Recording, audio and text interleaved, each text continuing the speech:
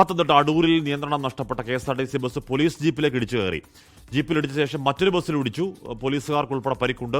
സമയം മുമ്പായിരുന്നു അടൂരിൽ നിയന്ത്രണം നഷ്ടപ്പെട്ട KSRTC ബസ് പോലീസ് ജീപ്പിലേക്ക് ഇടിച്ചു കയറിയത്. അടൂരിലെ ട്രാഫിക് സിഗ്നലിൽ നിർത്തേണ്ടതായിരുന്ന KSRTC ബസ് നിയന്ത്രണം നഷ്ടപ്പെട്ട് പോലീസ് ജീപ്പിലേക്ക് വന്ന് ഇടിച്ചു കയറുകയായിരുന്നു. കോഴിക്കോട് പോലീസ് സ്റ്റേഷനിലെ 3 പോലീസ് ഉദ്യോഗസ്ഥർക്ക് ഗുരുതരമായി പരിക്കേറ്റിട്ടുണ്ട്. ASI ശിവരാജ്, CPOമാരായ റഷാദ്, സുജിത്ത്, ഇവർക്ക് 3 പേർക്കാണ് പരിക്കേറ്റത്. ഇതിൽ ASIയുടെ നില അല്പം ഗുരുതരമാണ് എന്നുള്ള ഒരു വിവരമാണ് നമുക്ക് ഈ ഒരു ഘട്ടത്തിൽ ലഭിക്കുന്നത്. ASIയെ കോട്ടയം മെഡിക്കൽ കോളേജ് ആശുപത്രിയിലേക്ക് മാറ്റിയിട്ടുണ്ട്.